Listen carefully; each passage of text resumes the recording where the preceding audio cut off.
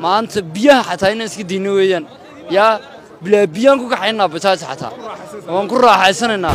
markii hore wali cili wax lagu oran jiray maada hadli karaa de ka banay meesha laakiin maanta waan faani karaa waan hadli karaa adigaana igu wacan adigaana ii horseeday thank you so much intuu qabtay boqol wasiiro ka horeeyna nooma qaban daadeer marka inta waan ku wadanaa wala wasiir wala wax maayirka maanta ka wala biyay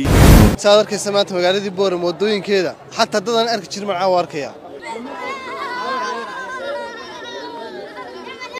dhalinyarta gobolka Awdal waxaan leeyahay horumarkan mid la mid oo mar horena loogu qabtay ma jiro waa kii ugu horeeyay aadna ugu faraxsanahay oo soo dhaweynaa maayirka way mudanaasha golaha deegaanka Boorama waxay caan ku yihiin maayirku markuu muddo shaqeeyo ama waxa qabtaa ma iyo waxba qabanayna ay bedelaan mooshinka keenaan farinta u diraysa maxay tahay mudanaasha golaha deegaanka degmada Boorama waxaan leeyahay nin walba wixii uu qabto ayaa u tusaalaa shacab baana soo doortay shacabku hadii ku faraxsan yihiin wax bedelo waxaadana u iman karaa ma jiro waxaan leenahay macashanta sano soo socota soo dhow baan leenahay mudane waxa weeyaan hadda muddo kooban buu joogaa maayirku wax qabadka uu qabtayna waxa weeyaan waa mid aad u weyn waxaan leeyahay anu waxa weeyaan maayirkii magaaladu imika uu buu yimiday oo markii hore toos magaalada laguma oranay inteeda kale waxaan u haysanay magaalada miyo kale inaan deganay laamiyada aad baan uga liidanay teeda kale dadka xataa markii laamiyada dhisay isku mid ma imka saa loo dhisay sidii hore isku mid ma haba teeda kale nin kastoo laamiyan kaliya hayna kuwa badan ay jiraan laamiyo badan oo magaalada ka jiraan imka waxaan leenahay indhaha lagu hayade imka Boorama caadi noqonaysa marka hore wadooyinka ku dhibanayn aad iyo aad baan ugu dhibanayn waa maayirkii ugu horeeyay Boorama aanu aragno wadano caasan kan isaga dhiga wadooyin saa loo mara oo rooga waa ninkii ugu horeeyay ku dhigiraday in magaalada sidaa u nuurto ilaahay isagana ha nuuro ummadda waa la beertaa qof walba waxaad gashatay buu ku gashanaya adiga arkaya wadooyinkii magaalada Boorama maanta isagoo waliba muddo yar xilli xun buu ku soo hagaago kii hore waxba uu qaban waayay safa qabile ilaahay reerkiisa iyo awlaadiisa waa haw barakeeyo ummadda ilaahay oo dhan u ducaynaysa iska daayay masaajida looga ducaynayaa arkaysaa markan iyo markii hore degmada Boorama say ahayd sirba bardhigin yar isbedel weyn imika Boorama moobiya tuuleero kala ku qalday yani afabte waxa wada yani imika caasimad bay noqotay wax qabadka maayirka aad iyo aad ayaan u hambaleenaa maayirada hore iyo kuwii kale aad iyo aad buu dhamaa hadafkiisa iyo dhiiraantiisu isku madhow marka waxaan leeyahay saaxiib hore oo sii soco Mustafa Qabille way bal markii hore muuqaalka magaalada Boorama markaad aragto magaalada Shabeelle bilaa wadooyina iyo imka bal niyadaada ka hor maxaa ka bedeli imka ma sha Allah waxa uu moodaa barwaaqo markii hore waxaan ku jirnay xagaa waxaan jirnay madaqa jiiraal kale imkana indhahayaga aragtayda waxa gashabgu waxa weeyaan maayirkan ilaahay ha barakeeyo barakadeetiinay maxamed baan ilaahay u weydiinay ما شاء الله الحمد لله رب العالمين وكفرحيه إلهي كفرحيه إسلامك بشهر رمضان فضلكيغنا إلهي هي نقول نبض يالو آد بو مهدسن يهي إلهي بان مهد له ننكاسي وشقيي الله بركايو سيدو aragtaa wax qabadka maayirka iyo dhismaha wadooyinka ay ka socdo degmada Boorama walaalo waan dhawahay aad iyo aad baad u mahadsan tahay maayirkan wax ku leenahay dawad mahadsan tahay tad dhulka u qurxisay horta maayir san cid magaaladu ma qurxinay aad iyo aad baad u mahadsan tahay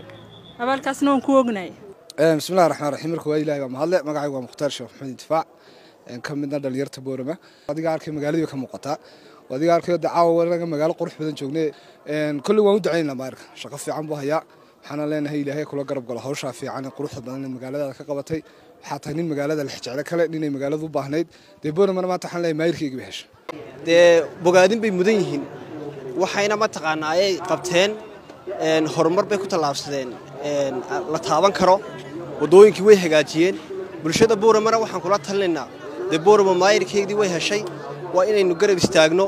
aynu biyaha ka ilaalino aynu dariiqyada ilaashino dhisida waxa ka muhiimsan in la ilaaliyo oo dariiqa tayadiisii maadaama la hagaajiyo tayda iyo laga ilaaliyo ma taqaanaa ay wixii dib u geysanayba bal kooran Boorama markii hore iyo imika aad soo bardhigto soo kula muuqato horta maayiradii hore way shaqeynayeen laakiin maayir Qabille wuxuu soo kordhiyay inuu ka daayo jaygii magaalada oo wadooyinkii ahaa ma taqaanaa faras magaalaha uu dhigo roog waana ku mahadsan yahay soo dhow ugu hore soo dhawaado magaca ku bilaabaya sidoo aragtaa wax qabadka maayirka degmada ka socda horta assalaamu calaykum magacay waa Xuseen maayir horta wax dhaamana waa saaxiib runtadana sheego waka maanta wadadii noqotay caalami aad iyo aadna u amaanay wallahi aduu maqlay xakan baa ka salaamaya wax qabadka waxa la sii wad walaal marka dhalinyarada magaalada ka mid tahay bal markii hore degmada wadooyinkaygu soo ahaaniya imika markaas loo dhisay aad aragto maxaa dareentaa dee wax weyn farxad weyn maanta kaasaa noo baashaalay arkasid walaal waagi hore kabahaba nala dhammaalayba kaba waa iibsan jirnuun bilaa waddaa ugu taagnayn walaal maantana farxad baba ku soconnaa waddadii dhanneed maanta aad laakiin waa u salaamayaa waa sii wadna waa leeyahay walaal sii xoojin waa xoog shaqadaas anigoo magacayga ku bilaabay magacayga waxa la yidhaha mursal axmed muuse farriintayduna waxay tahay horta maayarkaasi dee si fiican buu naga yeelay dhulkeenni inuu nagu qurxiyey yaa dee anugu hadal yaroo sarbeeb baan turanayaa hadalkaas sarbeebtaan turanayana waxaa weeyaan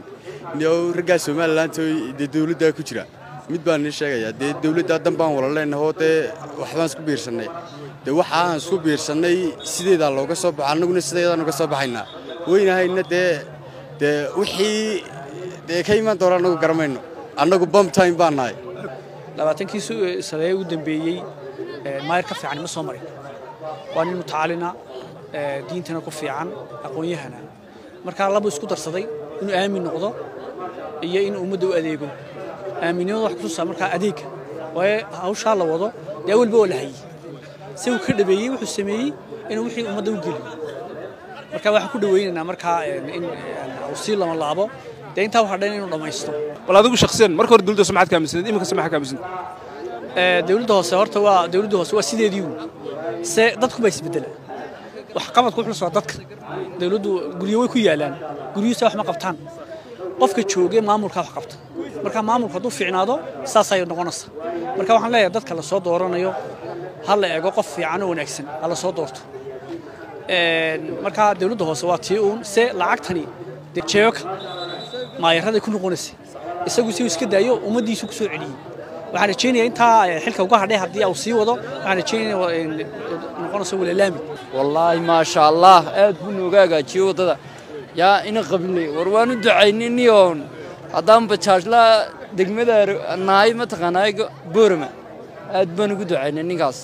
markii hore boorama markaad waddooyinkeeda aragtay iyo imika maxaad dareemaysaa wallaahi imika aad baan u faraxsannahay maadaama bajaajlaayoon awal wadda rafaada marayo keliya xanuun aan ku dhimannay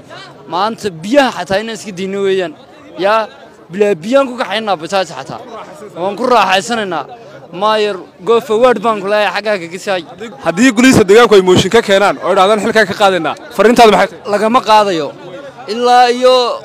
doorashada dambe waan u codaynaynaa xataa waan u mudaharaadaynaa haddii laga qaado xilka waxqabadka maayarka aad baan u soo dhawaynayaa saad arkaysa maanta magaaladii boorama waddooyinkeeda xataa dadaan arki jirin macaa u arkaya masaaxo weyn baa soo baxday suuq weyn baa soo baxay maayarka waan u ducaynaynaa ilaahay subxana wa tacaala khayra siiyo annagu dee horta bajaajlayaal baan nahayo dhib fara badan baan ku qabnaa ma garanaysaa bajaaj ruucda iyo raacda marka alxamdulilah iminka waa la sii deynayaa leewarka geertiriya laakiin waxaan leeyahay koladii dawladdana maqlayso hala yar baabuurta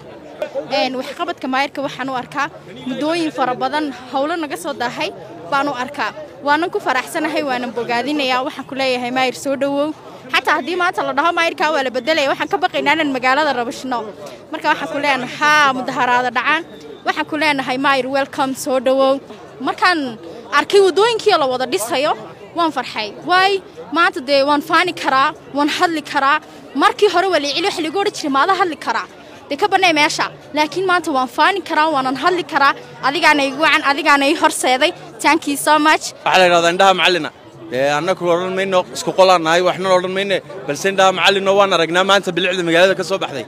dee 100 maayiroo ka horreeyna waxa uu soo saari waayey dee markaa waxaan leenahay hambalyo waanan ku sidanaa garya gardarraba intaasaan hadalkayga ku soo koobaya haddii golisa deegaanku mooshin ka keenaan dhahdaan waan bedelaynaa maxay tahay taladaadu shacabkaa u bannaanbaxayoo taasi gebi markhaati baa laga walayahay haddii waa la bedelayaa yidhaahdo gebi waa loo soo wala baxayaayoo intuu qabtay 100 wasiiroo ka horreeyna nooma qaban dee adeer marka intaa waan ku wadannaa walaa wasiir walaa wax maayirkaa maanta ka wala biyeeyey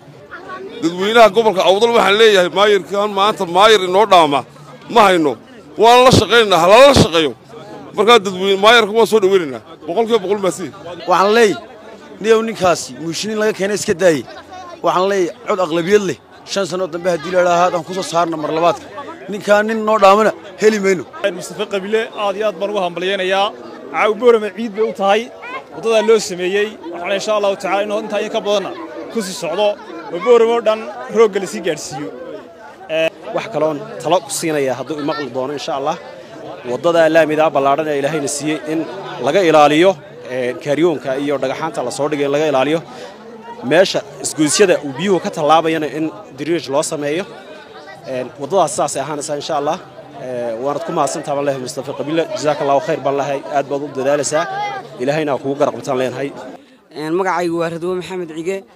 runtii wax qabad muuqda ayaan maanta arkaynaa golahan deegaanka ee uu hogaaminayo maayarkuna aad iyo aad ayaan u soo dhaweynaynaa waananu mahad celinaynaa maanta wadooyinkii magaalada aad iyo aad ayaa loo dhisay si aanan weligeed looga shaqeeyay waxaan leeyahay runtii halkaa ka sii wada dadaalkan halkaa ka sii wada annaguna waan idinla shaqaynaynaa waananu idin garab taaganahay